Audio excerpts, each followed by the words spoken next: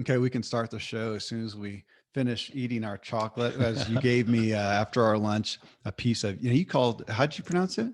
Ashkenazi. Is that how you say it? I don't know. Sean Askinosie is how I say it. So I had him on a show. I don't even know which podcast I have. Put in Kevin Miller and Sean Askon. No, Inosie, maybe. Some of the best chocolate you'll ever have. You know why I said Ash? Because the Jewish heritage is Oh, Ashkenazi, but I think he is Ashkenazi. Askinosie. Yeah. Okay. Well, Sean, the guy, he was a lawyer. It's a great show. I probably did it on the Ziegler podcast for everybody listening. I assume I did. I don't know. I didn't. I did it. It was number 2 episode of my What Drives You podcast. It was him because of his story of being, he was a lawyer and did well and enjoyed it actually, but was a lawyer and then transitioned to, he's a chocolatier now and makes chocolatier. incredible chocolate made famous to me, at least by Seth Godin, one of our biggest business names.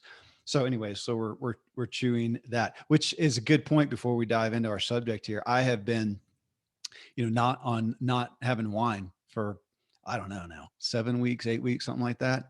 And so I have more of a sweet tooth. Man, I have been imbibing. I've been imbibing at night, ice cream, pie, whatever. And it's just amazing as I watch myself that every time I have it, the next day, I kind of just want it more.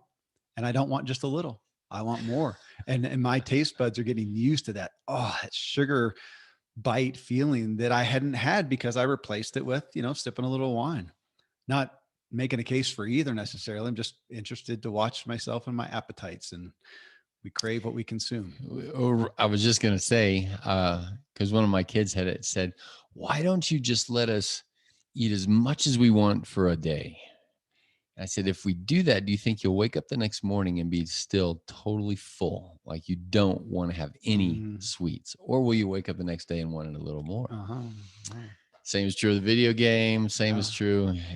You want what you can consume. And it's, gosh, again, we can make a whole, was it you crave what you consume. Yeah. We can make a whole show, about that, but yeah, it's just interesting to watch the appetite. And because right now I'm exercising so much that I've actually lost weight. So I'm imbibing and have less weight on me. You're going to write a book about this. Well, so what's my motive to not? It's long-term going, okay, if I eat what you want and lose weight. Yeah. Then there's the dangerous slope. All right. So anxiety, I'll have said in the intro that we just did one on this. I wanted to talk about the drugs of it, anti-anxiety drugs, antidepressant meds, whatever you want.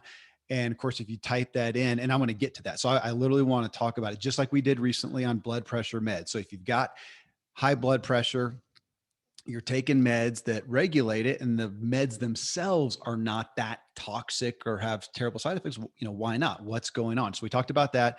Folks, you can hear that in the show on high blood pressure. I wanted to kind of do the same on anxiety meds. It's just so hard not to talk about anxiety again. So here we are, we're recording this in August 2021 amidst the Olympics happening right now. And the headlines are Simone Biles. Yeah. Which we just thought she's going to go in there and she's just going to, take gold in everything because she's so far above. I have not studied it. Maybe you know more about what it is, but the headlines are mental health. I mean, so she is helping make it headline news. I mean, I'm not saying a right or wrong, but just here we are. And you've been reading about CDC and suicide rates increasing. Yeah, the numbers on that were for 2020. I think they just got released that for younger people, well, now I don't know my statistics very well, but it was a lot, right? So increase in the statistical prevalence of suicide. And so the whole debate again of, we clamp down for COVID to protect and preserve life, and in this subset of people, and it lost life in another subset of people, because isolation is the number one reason why people are feeling the depression, the anxiety, and so suicide rate goes up. The opioid epidemic kind of went off front and center for a year, and when it gets back under attention, it will likely be worse than what it was. And now we have, Naomi Osaka, another one of the ones. So she was the tennis player who took some time off. Right. And Simone Biles. Yeah. Okay, so we're seeing it. So I do want to hit a couple of things, and then folks, we are going to get into literally talk about some of the meds, and I want you to comment some Okay. on that. But when you type in anxiety, just anxiety, I'm loving this premise of just type it in Type it in, see what Google says. because that's what people are seeing. Yeah. Okay, so you type in anxiety. This is, again, we're recording August 2nd. We just had lunch. I looked it up a couple hours ago. It was Fox News, written 3 hours ago. Back to school anxiety. Start prepping kids for return to in-person learning weeks in advance, experts say. 4 days ago, Medical News Today, debilitating anxiety, symptoms, causes, treatment, and more. 3 days ago, Harvard Health, postpartum anxiety is invisible but common and treatable. ABC News a day ago, managing pandemic anxiety amid fourth COVID-19 surge. Bay Area psychologists weigh in. Uh, so it's kind of, what speaks to me or what concerns me is it's just getting, as you talk about with everything, to be normal. Any Right. stress, any possible eh, infringement on me that's outside of my comfort zone is now expected. And I know this is a slippery slope because Right. I don't want to Right. minimize it, Right. but what's wrong that it is now a kind of an expected that you're going to have anxiety. And as we're going to talk about in a minute, what's the number one treatment for anxiety? A med. Yeah. Well, even before a med, I'd say probably sugar, TV, entertainment, distraction. Okay, well, I'm talking medical, Yeah. yeah. How we're treating it by medicating ourselves is different. But I hear you saying, this is what you told me years ago. We are not. My body does not have a deficiency of anti-anxiety meds. Thus, I need to take anxiety meds. Thus, you have anxiety. It has a deficiency or a what or imbalance or an overuse of something else that's causing that. So here, so this is I want to throw this premise at you. I said I wasn't going to do it during lunch because I want to talk about it here. I want to read something real quick to you. You probably know this, but if you'll bear with me on this, I'm going to relate it to this. Okay, you ready? It's the jam experiment. So I learned this in business a long time ago. I did not relate it to anxiety, but I'm about to, and I want to hear your take on it. And we're going to spend the first part talking this and then go into the meds. So this is a jam experiment. This is a business thing. This has nothing to do with anxiety as it was written. What does jam stand for? Jelly. Sorry. Jelly. Okay. Like preservatives. Oh, yeah. Gotcha. Like spread it on your toast. Like real jam. Okay. So this was in medium.com, popular blogging thing written by a guy named Florent Gertz. So he's just related. His story's been around forever, but I like how he puts it. He says that we assume that if we offer our customers more choices, so I want you to think about it in terms of anxiety. Okay. This guy types, if we assume that if we offer our customers more choices, then they'll be more likely to buy our products, since it's more likely that they'll find what they're looking for. That's why most companies offer a wide variety of products, different types of jeans, cars, foods, you name it. That way we think our customer can find exactly what he or she likes. But here's the paradox of choice. If a person is presented with too many choices, he or she is actually less likely to buy. In 2000, psychologist, I'm not even going to try to pronounce their names, from Columbia and Stanford University published a study about jams, about jelly. On a regular day at a local food market, people would find a display table with 24 different kinds of jams. Okay, so they literally set this up. Really happened. Then on another day at the same food market, people were given only 6 different types of jams. Guess which display led to more sales? The 6. Now, he doesn't say this in there, but I know it from the study in more in depth. More people stopped to look at the display with 24, but less people bought. So he goes on to say what they found was the big display table. Oh, he does say that generated more interest. People were far less likely to purchase a jar of jam than in the smaller display, 10 times less likely. Wow. 10 times less likely.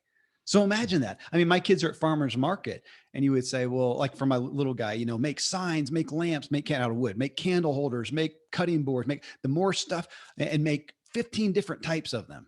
And they're saying more people will stop by, but he'll sell more if he just has, right now he's doing just signs.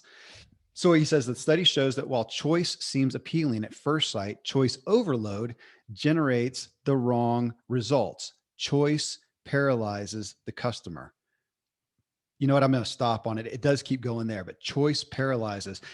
They found that the 4 criteria that motivate consumers to buy. Okay, so let me stop there. because I want to read the 4 things here, but choice paralyzes. What's happening in our culture now? Yeah. We have infinite choice. Infinite, Yeah. infinite.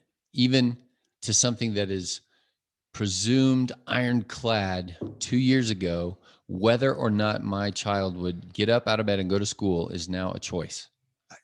And now we didn't let him make that choice, but the culture said, well, if you stay home, it's just online school today. That it's kind of like that the body is not built for that choice.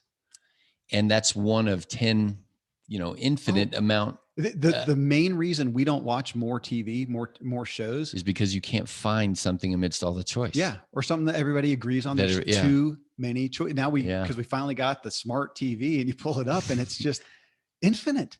That's right. And some people, I was camping with a group of guys over the weekend, and they're, the topic came up, oh, have you seen this? Have you seen that? And one of them was about a show. I was like, gosh, that sure seems like something I would really be interested in. How could I possibly have missed? Like, oh, well, it's in this subsection of, you got to look here for that. How would I have known to ever look for that? That show might've been a great show, but it's not going to get the traction because it's fighting amongst the noise of. And I'm always enamored by this when I talk about things from the past with my kids. When I was their age, when you and I were their age, there were 3 channels. Yeah. Even when cable came in, there were still. I remember when Fox came. That was the 4th one. Oh, yeah. But even when cable first came in, it was still the 3 main networks with the 3 main shows with kind of junk shows on cable, and everybody was watching. I don't know, Dallas or whatever, or whatever the series was, and we all knew what was happening. Now, yeah, the same thing. People, there's so many choices that they'll say, "Oh, surely you've seen this." I've never heard of it. Right. Never heard of it. So.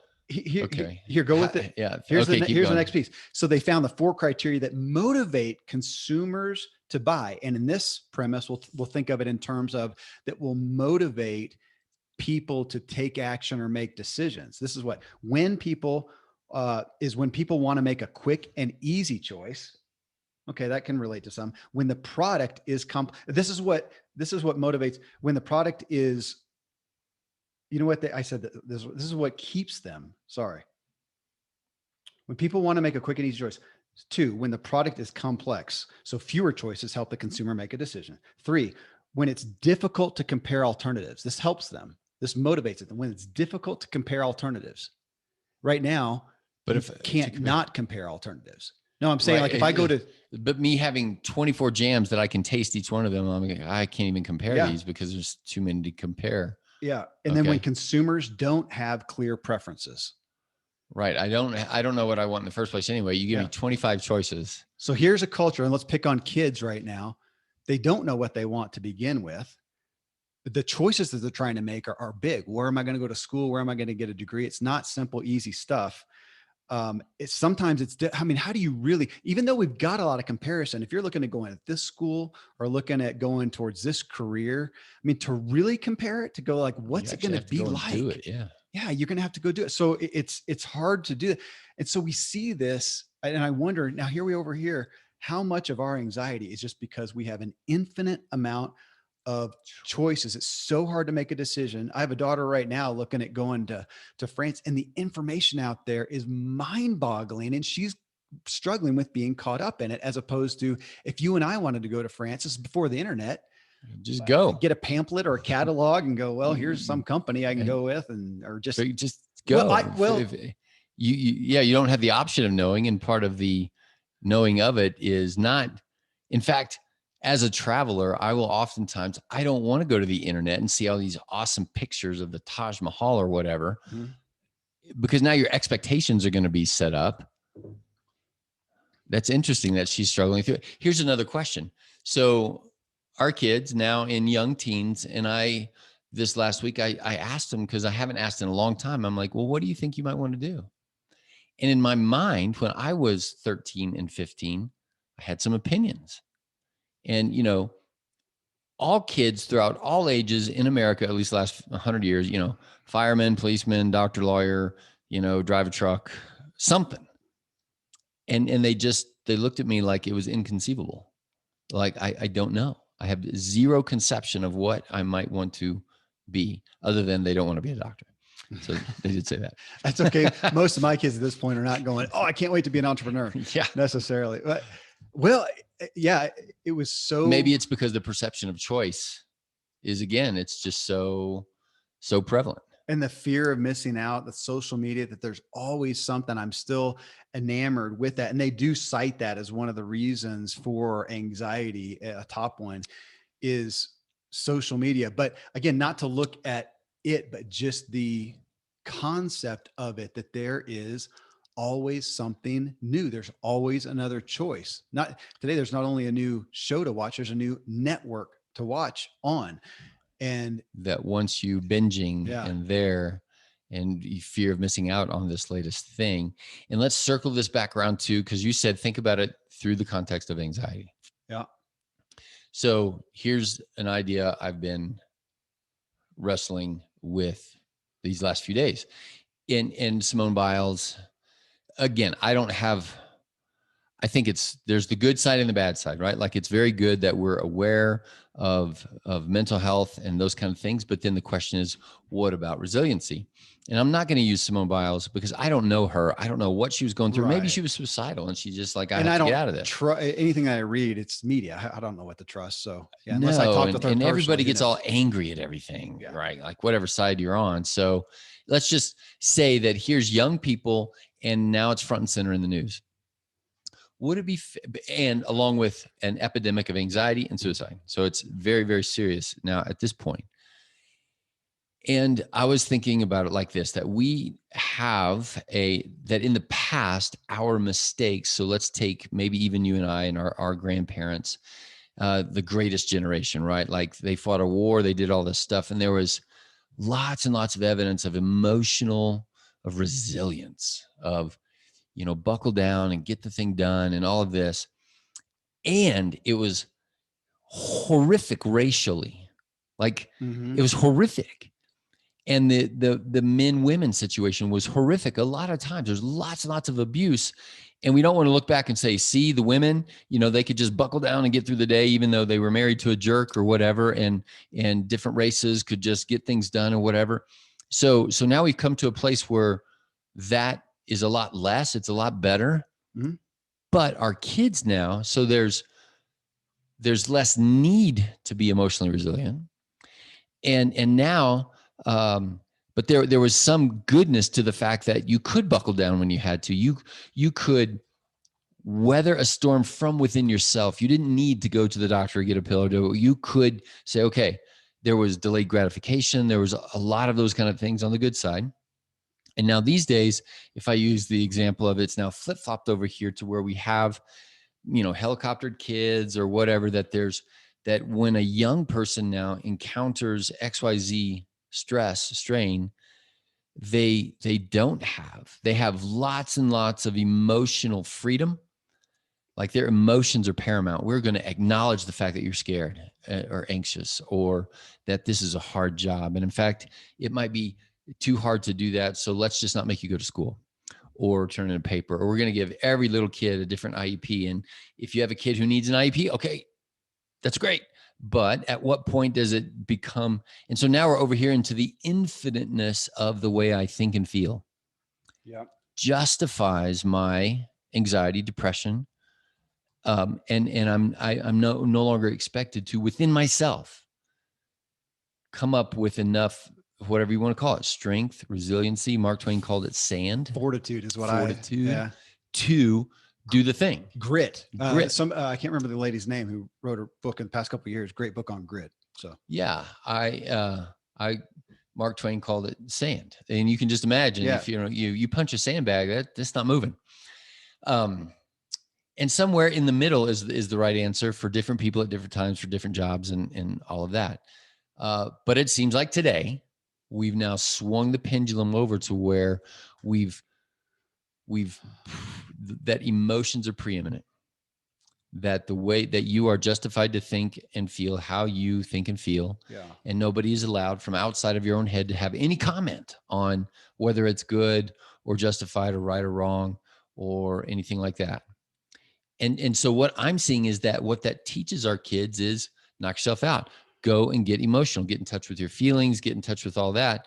But now we're into this infinite choice place, and there's no borders, right? There's no, okay. So There's the thought that just came to mind, to be compassionate, if we said right now, like we all know that there's not a human being on the planet, for the most part, at least not, and especially in America, who does not have some level of pesticides in us. True story. yeah, I mean, and true all over the world. That okay, we know. we cannot. So let's call it pollution. You have it. Okay. That pollution's out there, and Yep. you can be a hermit in the You mountains, can live in Antarctica. living perfect, Yeah. and you have pollution. So that's the compassion, that you are a victim of that. And I don't like using the word because I don't want to claim I'm a victim, but there are things that we're victimized. It was done to you. Yeah. It was done to you. So in the same way, we have, I'm going to call it, maybe we'll come up with a better term.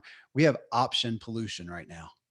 We have, there's so much information, so many options out there for everything, whether it's jeans or a TV show or a job or whatever, that we have option pollution. We're all amongst that. I cannot shield my kids from the fact that the choices are seemingly limitless on everything. Yeah. So it's there. What do we do about it? It does not seem to be producing more stronger, resilient people. Right. And so here we are. Can I change what you said to Yeah. choice pollution? Yes, that's better. Option That's pollution better. is That's better. confusing. Sure. Yeah, it We didn't have- feel right. Just like we have noise pollution, Choice pollution. Okay. and we have pollution. We Yeah. So now we have choice pollution. It's not saying that this or that choice is good or bad in and of itself. It's just like a noise, right? Like to hear a bird chirp over here and a song over here, or two really good songs right next to each other is noise. Which goes to what you said too, that we're at the point too of, you can't say anything is right or wrong or better or not, so right, it's without offending somebody somewhere. infinite choices. They're all okay. This is a good analogy. Now we've got tens of millions of songs Mhm. all playing at the same time. Uh-huh. And in and of themselves, they might actually be good for certain, slow dance for Dance with Your Wife. And here's a song for working out, but you play them both together at the same time and you get neither. You get more likelihood of dissonance. And that is what we're seeing within the hearts and minds of our young people, especially is dissonance. Anxiety. Anxiety. And Yeah. so then let's take it further. So then when you have more choices, back to the jam, the jelly experiment, when you have more, the tendency is to, instead of to buy, to make a decision. It's to do sit nothing. there in indecision. So instead of doing something, we have more kids, and then we can extrapolate on to adults. We have more people, instead of doing something, going out there and doing something, trying, making an effort, do something new, change, grow, Being okay to learn. fail, Yeah, just doing knowing nothing. how to fail. And when you do nothing, what's the first thing you do? Because you're created, whatever you believe, to do something that hurts. You You're medicate. anxious about it. And so then you medicate. So here we have, and where's the easiest place to medicate? Pick up the nearest device you got and medicate and swipe away. And so anxiety, when we look at that and wonder, why is it happening? Because life is not harder. Maybe we have choice pollution, but when you look at the amount of conveniences and technology, we've talked about this before, and extrapolate that back to our grandparents, they would say, holy smokes, you have electricity, running water, washers and dryers, dishwashers. You don't even have to you don't have to leave your house to be employed and make money. You don't even have to go to the bank to get your money. It's all there. You do never have to move. You guys must work 20 minutes a day and just play and have fun the rest. And it's exactly the opposite. And we have anxiety that we're medicating. So here we're talking about that. And now we're going to get into, again, literal medications. But I look at this and I'm going to talk to my family about this. And what do you do? Because that's the question too. So if you're sitting here listening, well, so does dad come along and say, I'm going to limit your I'm choices? going to cut the internet off. We're going to go back to, wood fired, whatever. Uh-huh. And everybody has to run 2 miles a day just because. Here's a benefit. We live here in the high mountains of Colorado. If you want clothing, you have 3 choices. Walmart. We do have a Walmart. Cheap, but clothing that's not going to last long, in my experience. We have a Goodwill. We have a killer Goodwill too, because people get rid of great stuff there because, it's an outdoorsy town and there's cool equipment stuff. We have that. Or we have the internet. And you could say the internet is, limitless, but there's still a lot of people, including my wife. It's like, man, the kid needs some clothes and, I need to try them on, see if they're going to fit. And it's a hassle to get it sent here, have to send it back, whatever. And so she'll often go to Goodwill. Now I know you can go down to the Springs, but if you're again, don't want to spend the time, that makes it easier. We have few choices up here. Yeah. We have few choices. Swing by Walmart, nothing here. Swing by Goodwill, nothing here. Okay, go to the internet. Yeah. Yeah. It makes it easier to decide. But down in the Springs, you might have 10 or 15 more stores to go to. You never get quite around to it. If you're in New York City, you got every store. You can probably get somebody to deliver from every store in the next hour. I mean, again, so here we are with all these quote conveniences, multiple of choices, and it's leaving us sitting here in anxiety. And kids, but us, even as adults, so difficult to figure out what on earth to finally pull the trigger on and make a decision on a specific choice without questioning, is there a better choice? Could there be a better one? It's easier just to do nothing. And when we do nothing, we medicate and we vape and we drink and we eat and we whatever. I get so this is giving me some anxiety right now. Yeah. Because you can't beat it. I don't think. Well, like eradicate. You said, we have choice pollution. It is not eradicable. Mm-hmm.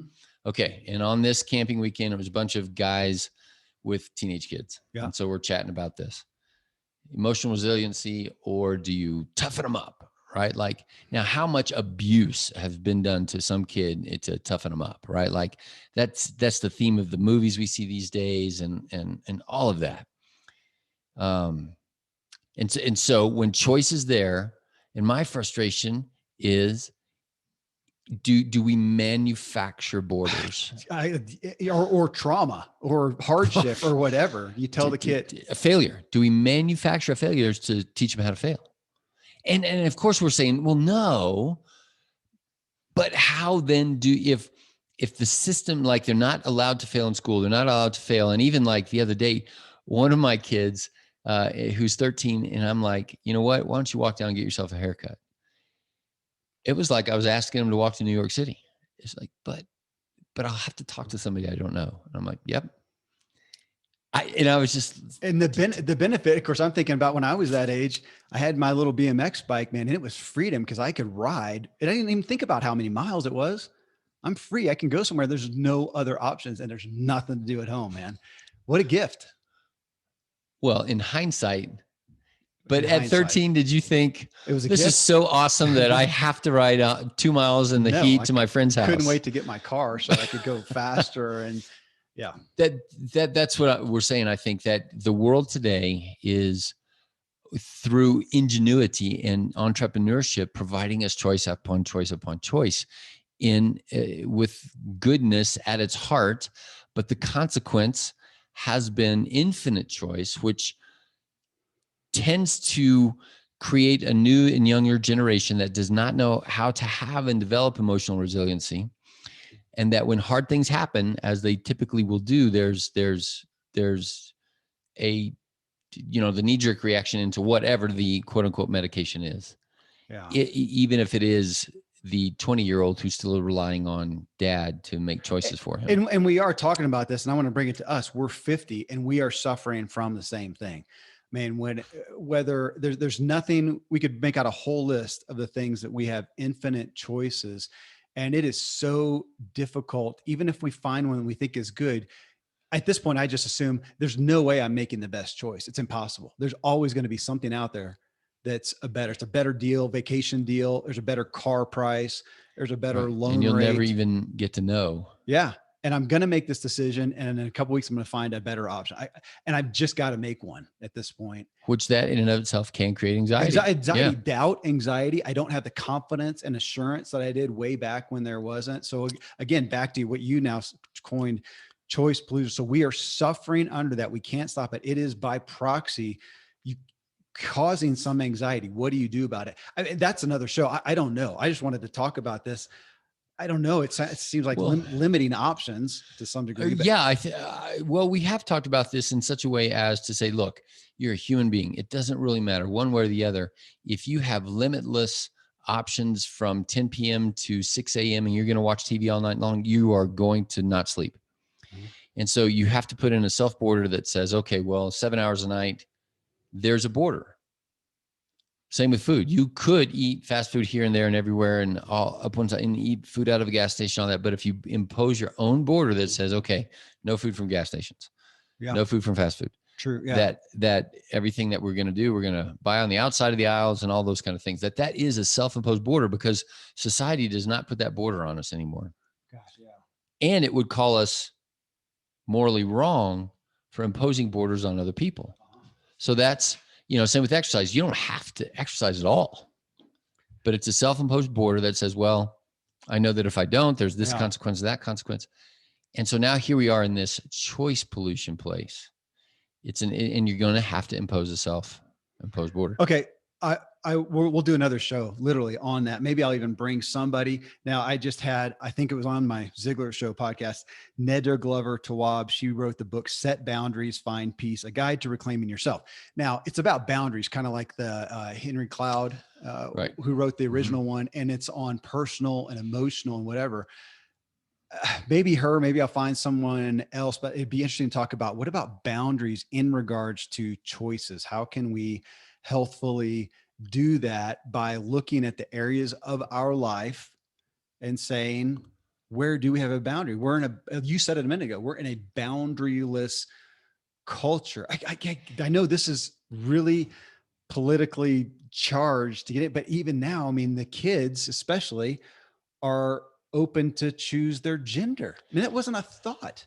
It was not a thought. That's right. Until yesterday. Talk about a monumental thought to sit there and to be moved by whatever feelings and emotions and say, gosh, even who I decide to be, a he, a she, a they, whatever, is up to choice. I mean, there are no boundaries. Whatever you think on them, we're just saying there are none.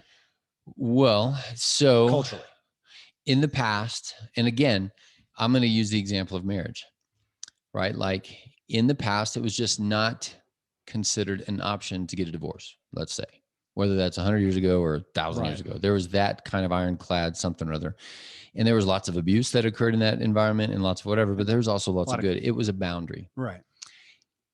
And these days, like marriage is almost that same thing. It's kind of a self-imposed boundary, like, because it's not really a boundary because you can go dissolve it or do whatever, have an open marriage and all these kind of things that, now I'm staring outside and saying, well, no, people still drive on the right-hand side of the road. We still generally stop at a red light. We still wear clothes. Well, debatable.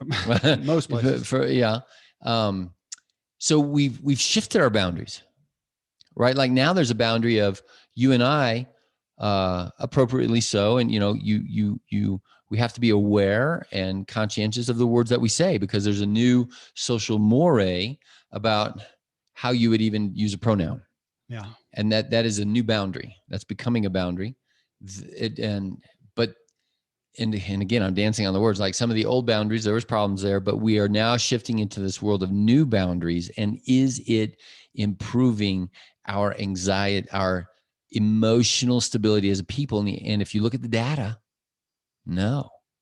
If you look at the data, no, we are becoming more emotionally unresilient. Even as we're taking medicines, even as we don't have to worry about finances as much or a roof over our head, or it just means that we're worried about something else. Like, oh my gosh, what did that person say about me on social media? Or, oh my gosh, whatever the oh my gosh is, to the level of anxiety, to the level of suicidal ideation. It's another show because it pulls us to looking at auditing our life for what do we feel like is going to bring us. I was going to say lead to, decisions, choices that lead to life. And of course, that's kind of what the show's based on in your practice. True life. What is your true life? Because what are we going to do? What boundaries lead that? Because boundarylessness leads nowhere. And limits on choices. Gosh, okay. That's worth thinking more on, maybe even get an expert in and bring him back in. So based on all that though, we have a culture, and I did pull up, as I generally do, the stats, and on anxiety, gosh, we've got 40 million adults in the United States, age 18 and older, or 18.1% of the population, anxiety disorder. So that's clinical, right? That's a clinical saying you haven't. Now, right. That's a diagnosis. It's not saying it doesn't go from the like pre-diabetes, it Right. doesn't go to No. pre-anxiety. No.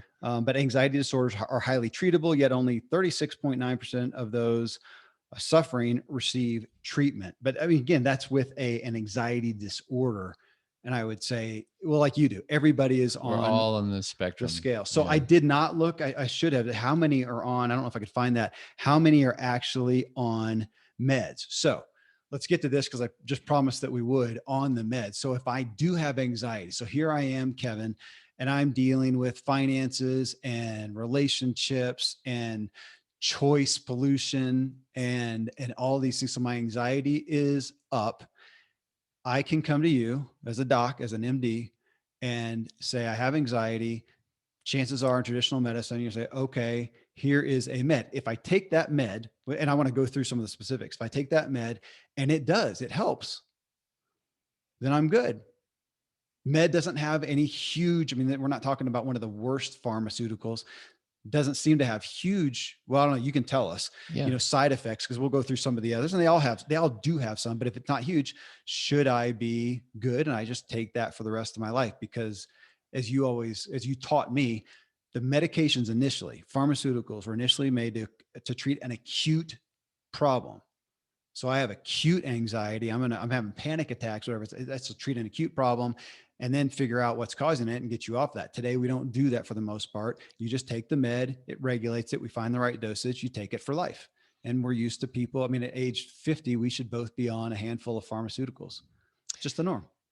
And it is the norm in America because that's kind of the way the society has gone. And we want to be careful to say, okay, we're not going to stigmatize this. It's not good or bad. It's a tool for resilience, right? That's what people want. Is I don't want anxiety. I don't want depression. What would we call that? Not anxious, not depressive. And I'm going to say it's emotional resilience. You're able to bend in the wind one way or the other on a good day or a bad day, and it doesn't tip you over into anxiety or tip you over into depression. Fair? Fair. Yeah. So, but you would have said, well, you have. So there was a time when people, a small amount of people that we know, understand, had an anxiety disorder. Pharmaceutical company came up with something, and you would say it's miraculous. It's incredible. What a God gift of Right. mankind's creative ingenuity to come up with that, to help that person live a reasonable life, to deal with that. Now here we are, and it's being used. Gosh, it's so hard to be politically correct with that, but it feels like it's being used like candy. It's just, everybody's Well, right, because the system taking that acute thing every day. is built for that, right? It's built for what 100 years ago, pre 1970s or whatever, was a clinical diagnosis of, man, this is acute anxiety, panic attacks, debilitating, whatever. Yeah. And this person is not going to succeed in life unless we help them. And in the 80s and 90s, so Prozac was the first one. And we had that quote a while back, the Prozac nation has now become the United States of Xanax, right? Prozac more on the depressant side and Xanax on the anxiety side, that we now have boundaryless society with increasing anxiety that on the spectrum. So not, whatever you define the disorder as, a clinical definition of anxiety, and the DSM-4, it does go through diagnostic criteria. So many episodes with so much severity over so much period of time. This is the language of what the psychiatrists do, sort of, right? Like at the end of the day, you just say, gosh, this could be depression, anxiety. Let's try this medicine and see how it works. Yeah. And so the system is set up that way to help people feel better faster. Right. Right. Because we have a people that doesn't have emotional resilience, that doesn't want to feel bad for very long. And I get it. I don't want to feel bad either. Right. So in comes the medicine. And these are mostly on the front side, the serotonin, selective reuptake inhibitors, or the SSRIs, of which. Well, I've got a little list here I was going to throw at you. Can we, for this sake of this conversation, throw out to some degree, like significant trauma? I mean, trauma, if we look it up, we would say that everybody dealing with anxiety is having an adverse response, a traumatic response to whatever, that I didn't pass a grade, that I didn't get in the school that I want, that my boyfriend left me, that whatever, as opposed to I was in the war and my buddy got decapitated next to me, or I was I had a traumatic injury that, and lost, Mhm. whatever. I mean, Okay. to somewhat take it off that, because we're not saying, because if we come over here and say, man, anxiety is on the highest ever, anxiety meds, the It's highest not ever, because trauma is the highest ever. not or Right. what you got to define trauma. Everything seems traumatic. So let's take out the big traumas, the big, Okay. literal, the Okay. car wrecks, the accidents, illness, disease, whatever, and just say for the average person, So yeah, so you just said SSRIs. The list came out with the first one was, how do you say it? Benzodiazepine, Correct. which is a sedative that can Yes. help relax your muscles and calm your mind. Buspirone, how do you say that? Is used to Buspirone. treat both short-term anxiety and chronic long-lasting anxiety disorders.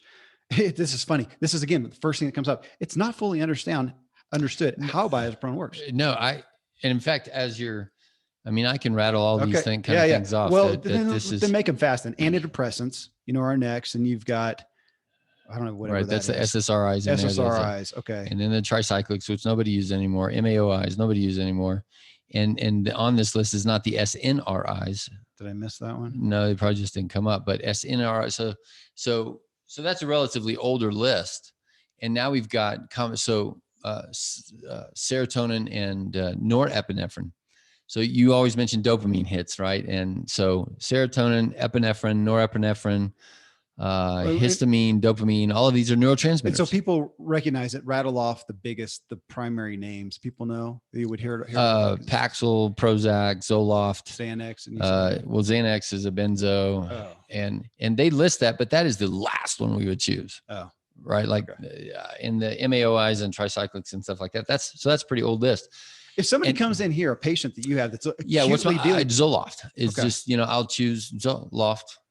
Oh, was that me? Yeah. Okay. So I've told that story. So this was, I don't know now, 4 years ago, something like that. And I was having adverse effects to what felt like trauma to me. It wasn't even so much financial, but I was dealing with some renters, and I think just dealing with a lot of stuff poorly in my life, trying to be Superman, trying to be way too in control of my life and my family's life. And I just found myself, I'm freaking out. I'm 40, however much I was, some years old, and I'm not unwell. And my office at that point was right on the other wall. And I came in and he said, man, I'm wigging out, and I can't afford to do whatever you do when you wig out. Can you help me? And when we talked about it, but I was begging, I said, man, just give me, I need some help. If we can use you as an example, that's, cause now's not the time. If somebody says I'm wigging out, we don't say, well, how's your sleep? How's your marriage? How's your dog? How's your whatever else? I was coming to you with acute. Like right now, I don't know that I'm going to be able to perform my job as, provide money and a stable home with this wigging out stuff. So then we say, okay, we'll talk about all those other things later, but right now let's use a medicine. Yeah. Thank God we have these options to try. Zoloft and Paxil and Prozac.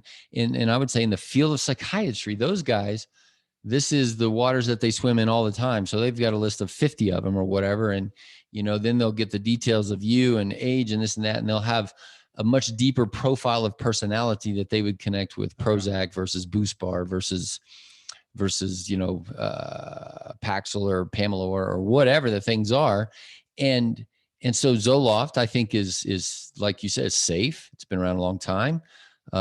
There's multiple iterations of family now where you've got Celexa became Lexapro, became whatever the thing is now. And there's a lot to choose from. Now here's the frustration, and you might not remember this, but we said, all right, here's the medicine. Let's start. You might feel better in about 6 weeks. Be patient. And there I'm a bad test case because I took it for like 30 days. I didn't really feel anything, but I was also changing the other things. That's getting right. a grip on, holy smokes, this should not be happening. And I started to look at my life. So the wig out factor went down. Yeah. And so I just discontinued, which is how most people take those medicines, is because the wig out factor tends to be, oh my gosh, divorce, I lost my job, we just moved. It was a wake up call. And what tends to be transient. Oh. Because then something else happens and it's better or it's worse. Okay. Right. So. Okay. That's fair. So I took steps to make it better. I was not. That's right. You said, and I had spoken to the fact that, okay, here's the medicine. Yeah. But you've got to become the kind of person where this isn't And again, to have compassion, this was not a specific one thing trauma. I was just letting life build up Multiples. and my own anxiety. And I you were wasn't, wigging out, but you were not suicidal. You were not doing those other. no, I wasn't. But again, it wasn't like I got, gosh, I just got contacted by somebody to be on the show that I think I'm going to have on. And a significant part of her story, she was raped. I mean, that's a different animal to deal with on a daily basis in regards to this. So I was Or, not that. and or like you mentioned that kind of trauma, like, yeah, sure. Right. Like that. But what if somebody wasn't raped, but they still feel like I'm a threat to myself? I am wigging out so much that I have held a gun in my hand and I've thought about it. Yeah. All right. Doesn't matter what the trauma is at Okay. that point, or if they just didn't, the crayons melted, right? It doesn't matter. Let's not talk about the crayons melting or why you don't have emotional resiliency. We've got to get you out of this pit. Okay. We've got to get you safe. And so not you, but if somebody's in that category, especially younger people, I'll say, okay, look, you have to take it. You're agreeing with me that you're going to take this on a consistent basis. And number two is we're going to get your mom or dad or parent, or even if you're in your 20s or whatever, a spouse maybe, and you have to give them permission to get in your business. Like, how are you doing? I'm fine. No. How are you really doing? Because people don't want you on their back or whatever. And then you have to follow up with me and all of this, because conversely, all of these medicines, especially in younger people, they're black box warning. They transiently increase suicidality. They can, I should say. They don't do that. They can. Well, and speak on the, I don't know if you want to get the side effects, but these are, I did read, this was right at the top of the list. If you are taking any of those for, I don't know if I wrote it down, 2 weeks or more, something like that, you can't just stop them then. You have to probably longer, along the 2 month or more kind of side effect you'll go through. If you're taking a higher dose of serotonin, one of those medicines, and you just stop it, then you can go through serotonin withdrawal syndrome. So is that fair to say once you start taking them long-term, your body is going to develop a dependency, which may be good if you're still at that anxious state. Yeah. Now, so again, then we're back to just like the blood pressure medication. Are you okay? Let's go to my story. If I had taken those and said, oh my gosh, man, I clearly feel better. Then I would have said, then don't even question it for 6 months. Oh, okay. 6 months, just take it. Don't even think about it. But unless you change these other things, there's no chance that at 6 months you can wean off. And the reason to wean off. So go to there. The reason to wean off. Well, like you said, there's many people who will take these forever, like their blood pressure medicines, cholesterol medicines, and there's low chance of harm and low chance of risk and that kind of thing. So let's say I want to pull that out because again, that's, to my mind, that's kind of new that we talked about in the blood pressure. The medication, the long-term effects of the medication itself may not be bad. I mean, it might even be good. It might even be good. So it's not like, gosh, I've been taking these SSRIs for, 5 years and I have it's a cumulative badness. Yeah. You're saying no. So then we're back into, but the thing that it is regulating is still going on. If I came off that med and went back into anxiety, back into an unhealthy state, then you're, as the functional medicine, like saying, what is it that's underneath here that you still haven't dealt with? That still has a consequence. Yeah. And remember, you might not ever get to know that. That's infinite. Right. Like, cause there's a genetic piece, there's the pollution piece, it's just infinite. So there's going to be a subset of people that I hate to tell you this, Kevin Miller, that live with great nutrition, exercise, think my body and all this kind of stuff and still need Zoloft. Okay. Right. And okay. Thank God we have a medicine and a system that can pay for it. But we live in a society and a system that doesn't want to address these underlying things very much. And so we have this massiveness of the amount of people who are exposed to or in pre-anxiety or anxiety. And I'm just willing to bet that another massive amount of those people, if they addressed their relationships and their, boundaries and things like that they would get better. Or the thing that I have not conceived of that we're talking here, or if I'm looking at it going, man, I don't know. Everything does seem okay. I don't even know what I'm anxious about. And yet I am, to say you live in a world where choice pollution is increasing. Is a factor. What if it's nothing from your childhood? It's no specific thing that's even happening in your life. You are taking good care of yourself. And yet if I do that, we also know, but I have toxins inside me. I have pesticides. And not only that, you have a history of toxic thoughts. Yeah. Not only that, you're a human being. You can invent toxicity right now. Yeah. And invent fear. And it will, your body will respond to an invented fear. And even no different. And even the environment that we were in, because my anxiety goes up in a city. It just does. Now, I'm obviously a country boy living up here in our little mountain town. But my anxiety, now I'm not saying that cities are bad. I'm saying I respond adversely to the busyness of a city. Yeah. I do. So that my anxiety is going to go up. It would if we were playing heavy metal music. Yeah. Piping it Yeah. here in the office, my anxiety would go up. I struggle with that with conflict significantly. Sure. And you could treat that with serotonin, but it's kind of like, what's the point? Or here in Colorado with marijuana, I can treat it with wine, multiple glasses of wine. Yeah. Maybe I'm doing that with pie now. Ice cream. Sugar. Sure. I mean, I enjoy looking forward to it, and maybe I shouldn't so much. And okay. But the thing that we're saying is what you just mentioned as city and heavy metal music for most people is this thing called a job, kids, right, a spouse. Like you can't run away. Well, you could, but it's not just turn the heavy metal music off. Or let's say cities make you anxious, but you live in the city. And so then in that situation, yeah, sure, you could, up and move. Or people, and we talked about this when we talked about telomeres, people that live in unsafe environments. Well, that's many, many people, or who live in an abusive relationship with parent or spouse, or very, very low socioeconomic where tomorrow's meal is not assured.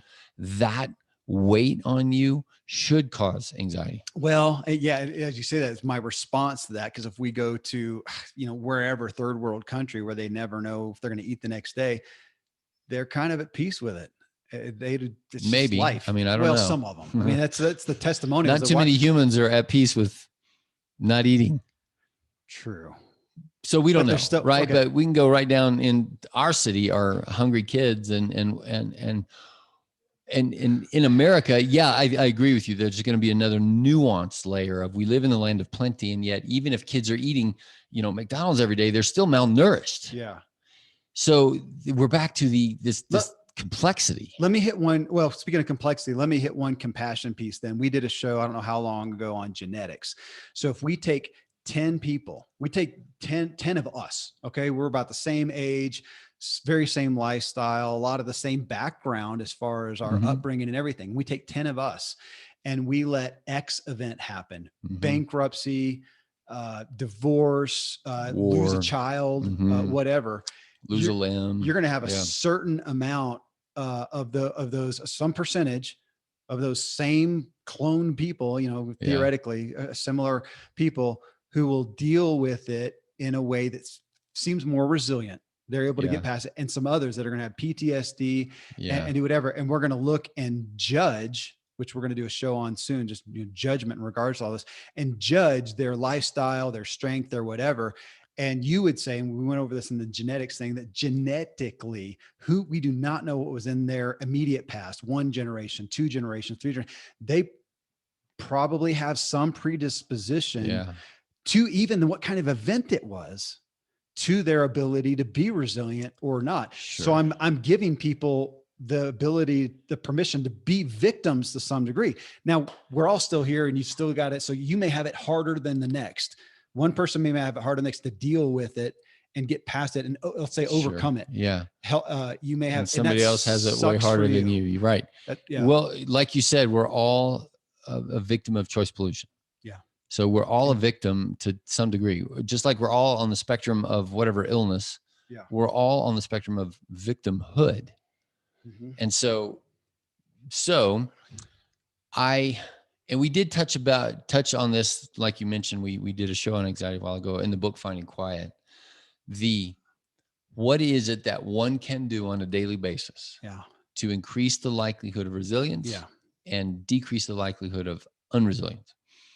And as you and I think about our kids, I think one of the things that I have to put in there is boundaries.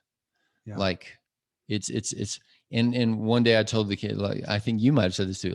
Look, I don't know. I'm just dad. It's my job. Is it right or wrong? I don't know. But today, at this moment in time, the answer is no, or the answer is yes. And so there's your boundary. And you can be unresilient and throw a temper tantrum or whatever, but there it is. And I think ultimately that is good. because no dad is going to be boundary-less completely. And it would be really bad to crank down and monitor every breath they take. That's not the boundaries that we want to do either. Somewhere in the middle of that is going to be the relationship that allows this young person, or even me as myself, as I put my own boundaries in there, to be becoming the kind of person that's true life, the resilience that I would like to have for myself and my family, in my community, the place that we live in here, versus we keep going on with more and more boundaryless choice pollution. Whereas it's remarkable that, you can go get 500 kinds of ice cream. Marcy, we were on a trip traveling, and she's like, we're in a different state and you got the same thing. I'm like, I know, I just didn't want to think about it. And it's exactly.